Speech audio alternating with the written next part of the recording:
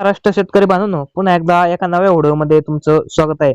तर शेतकरी बांधवांनो, आता सध्या शेतकऱ्याची लगबग ही कपास लागवडीसाठी चालू झालेली आहे. कारण हा पावसाळा लागलेला आहे आणि पाऊस चालू झालेला आहे. त्याच्यामुळे शेतकरी बांधव आता कपाशीच्या लागवडीच्या मागे लागलेले आहेत.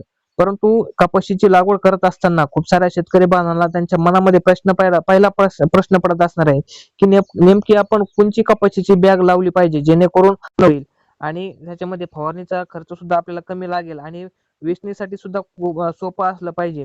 असं वाण मी आज तुम्हाला सांगण्याचा प्रयत्न करणार आहे. त्याच्यामुळे तुम्हाला व्हिडिओ शेवटपर्यंत बघायचा आहे. चॅनलवर तुम्ही जर पहिल्यांदाच आला असाल तर चॅनलला नक्की सबस्क्राईब करा. तर शेतकरी बांधवांनो, आज आपण मैको कंपनीचं 7351 गोल्ड हे जे काही वाण आहे हे एकदम महाराष्ट्रामध्ये शेतकऱ्याचं एकदम लोकप्रिय वाण आहे. याचं बंपर उत्पन्न देणारी ही कपाशीचं वाण आहे आणि हे वाण त्याच्या मोठ्या आणि वजनदार बोंडासाठी ओळखले जाते महाराष्ट्रामध्ये.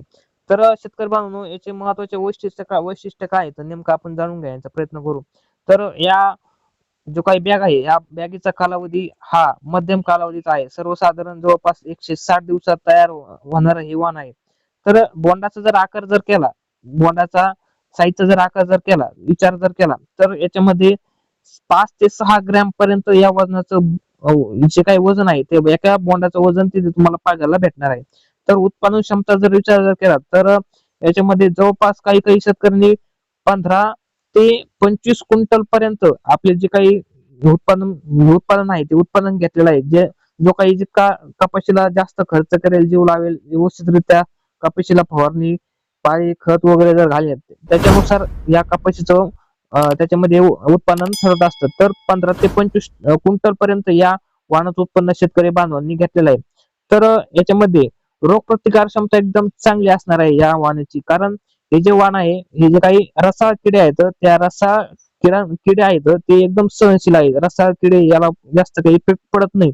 तसेच याला टीव्हीएस, त्याचा टीव्हीएस म्हणजे टोबॅको स्ट्रेक व्हायरस, हा जो काही व्हायरस आहे या व्हायरसचा प्रादुर्भाव या कपाशीच्या वाणाला एकदम कमी होतो. त्याचप्रमाणे वेचणीसाठी बोंड एकदम सोपं आहे. एकदम मोठं बोंड आहे. एकदम 4 ते 5 जास्त जास्त याला 5 आकडे असतात आणि कपाशी एकदम वेचण्यासाठी एकदम सोपी आहे. त्याच्यामुळे जे काही मजूर आहे ते मजूर सुद्धा आपल्याला कुठलेही नाराज होणार नाहीत कापूस वेचणीसाठी. त्याच्यानंतर हे जे झाड आहे, त्याच्यामध्ये तुम्हाला जर कमी पाणी असेल तर कमी पाण्यामध्ये सुद्धा तुम्हाला तिथे जास्त काळ टिकण्याची क्षमता त्याच्यामध्ये आहे. कमी पावसामध्ये सुद्धा एकदम हिरवगार तिथे तुम्हाला झाड तिथे झालेलं दिसणार आहे. त्याच्यामुळे एकदम सुकलेले दिसतील, परंतु हे झाड एकदम टवटवीत तुम्हाला हिरवगार दिसणार आहे. त्याच्यामध्ये जर कोणत्या जमिनीमध्ये लावायचं हे वाण तर हे वाण भारी आणि मध्यम जमिनीसाठी लागवडीसाठी योग्य ठरणार आहे. तर शेतकरी बांधवांनो, मी सुद्धा माझ्या शेतामध्ये गेल्या 2 वर्षापासून या कपाशीचं उत्पन्न घेत आहे. एकदम वेचणीसाठी एकदम सोपी आहे.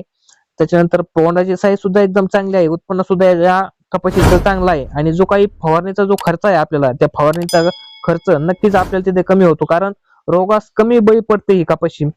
कमीत कमी एक तरी फवारणी तुम्हाला वाचणार आहे. बाकीच्याला 4 फवारण्या जर झाल्या तर हिला 3च फवारण्या तुम्हाला तिथे करावं लागणार आहे.